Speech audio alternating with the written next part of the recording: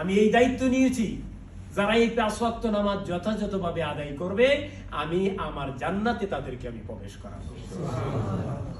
সম্মানিত ভাইরা, কোরআন কারীমে আল্লাহ রাব্বুল আলামিন সূরা মুদ্দাসসিরের ভিতরে যে কথাটা বলছেন, ইয়াতাসাআলুনা আনিল মুজরিমিন মা সালাকাকুম ফি সাকার ক্বালু লাম নাকু মিনাল মুসাল্লিন।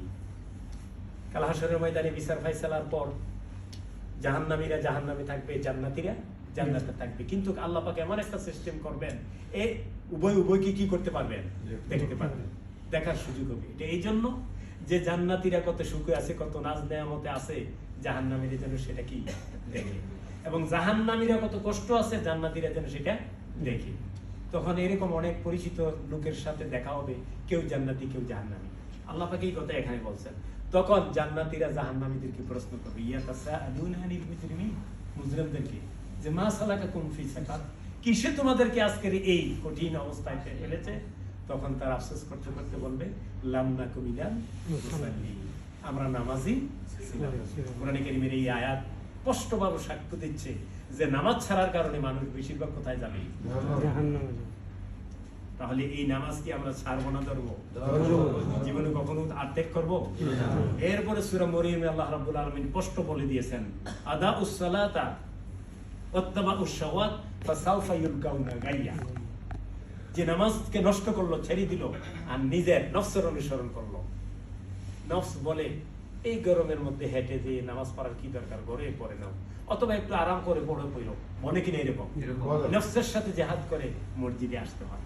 এই নফসের যারা কি করে, দাসত্ব করে, শোনে, এই যে আরামের ভিতরে মসজিদের ভিতরে শুইছে, ঘুম এসে গেছে, নামাজও গেছে, সব শেষ, এরকম হয় কিনা?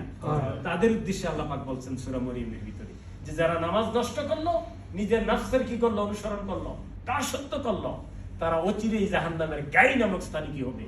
নিক্ষিপ্ত হবে, পতিত হবে। আল্লামা ইবনে কাসির রাহিমাহুল্লাহ এই গায়ের ব্যাখ্যা ইবনে কাসির করেছেন যে জাহান্নামের একটা ভয়ঙ্কর গর্ত, গভীর গর্ত, যেটা সাপ, বিচ্ছু, পচা রক্ত, মলমূত্র দ্বারা যেটা কি পরিপূর্ণ, ওইটার মধ্যে জাহান্নামী অর্থাৎ বেনামাজিদের কি করা হবে? নিক্ষেপ করা হবে।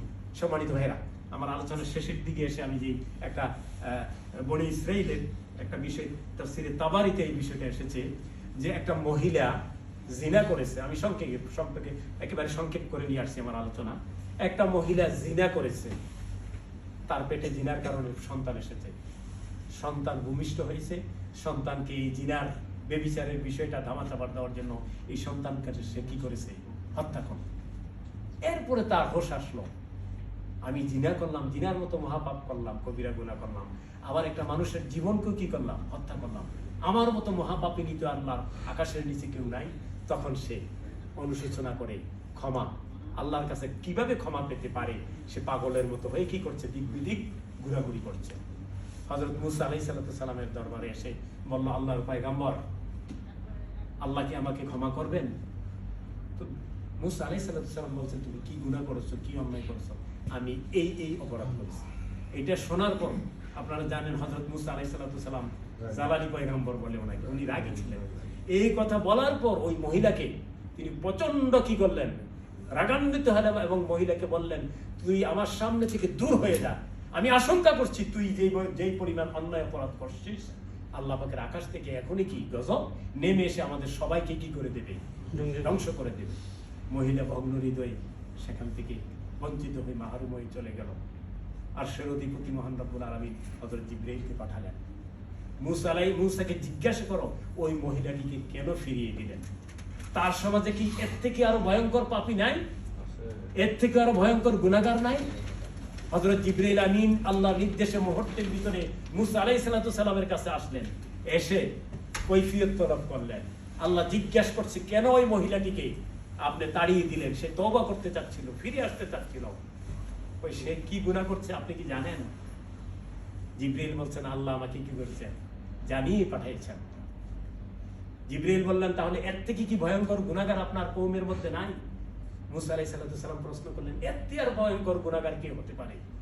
হযরত জিবরাইল আমিন বলছেন, যারা ইচ্ছা করে নামাজ ছেড়ে দেয় তারা সমাজে ওই মহিলার থেকে আরো ভয়ঙ্কর পাপী। এখন চিন্তা করুন, যে যারা নামাজ ছেড়ে দেয় তাদের অবস্থাটা কি। আমি 2-1 মিনিট সময় নামাজ ইমাম আজ-জাহাবি আল কাবায়ের নামক গ্রন্থে যে নামাজ ছেড়ে দিলে 14টা পাপ হয়, এই 14টা পাপের একেবারে সংক্ষেপে যেহেতু কথাটা আসছে আমি আপনাদের সামনে তুলে ধরতে চাই আরো 2-4 মিনিটের মধ্যে। আপনারা কি শুনবেন? জি, একেবারে হাদিসের আলোকে আমি দুনিয়ার জীবনে 5 অর্থাৎ মোট বেনামাজিদের জন্য কয়টি শাস্তি? 14টি। মনে রাখবেন, কয়টি শাস্তি? 14টি। দুনিয়ার জীবনে 5টি। আল উলা তানজাউল বারাকাতু মিন উমরিহি, তার জীবন থেকে বরকত চলে যাবে, তার জীবনে কোনো বরকত থাকবে না। যতই কামাই করুক, আল্লাহ পাকের পক্ষ থেকে যদি এই কামাইয়ের মধ্যে, এই ঘরের মধ্যে কোনো বরকত না থাকে, সব শেষ। কোনো না কোনো ভাবে সেটা কি হবে? ধ্বংস। হয়তো দেখবেন আপনি যে ব্যবসা করে, অবৈধ ব্যবসা করে লক্ষ লক্ষ টাকা প্রতি মাসে 8-10 লাখ টাকা কামাই করে, আল্লাহর পক্ষ থেকে এমন এক বিমার মুসিবত দিয়ে দিবেন, একটা রোগের কারণে লক্ষ লক্ষ টাকা কি হয়ে যাবে, শেষ হয়ে যাবে। এরকম আছে কিনা? এখানে বলা হয়েছে যারা নামাজ ছেড়ে দেয় তাদের জীবন থেকে বরকত চলে যাবে। তুমহা সিমাউস সালিহিনা মিন ওয়াজহিহি, তাদের চেহারা থেকে নেককার লোকের যে একটা কি নূর, এই নূর ভাব তাদের চেহারা থেকে কি চলে যাবে। দেখবেন লোকটা কালো হলো যদি নামাজি হয়, আল্লাহ প্রদত্ত একটা নূর তার মধ্যে থাকলে লোকটা কালো কিন্তু মায়াবী, দেখলে কি লাগে? মায়া লাগে। এরকম আছে না নাই? অর্থাৎ আল্লাহর পক্ষ থেকে এই নূর। 2 নম্বর। 3 নম্বর, কুল্লু আমালিন ইয়ামালুহু লা আজরুল্লাহু আলাইহি। খুব গভীর মনোযোগ, যে বেনামাজি যদি যে কোনো ভালো আমলই করুক না কেন, নামাজ না পড়ার কারণে তার কোনো আমল আল্লাহর দরবারে কবুল হবে না। এরপরে আল্লাহ কবুল করবেন না বা প্রতিদান দিবেন না, কোনো আমলের প্রতিদান দিবেন না।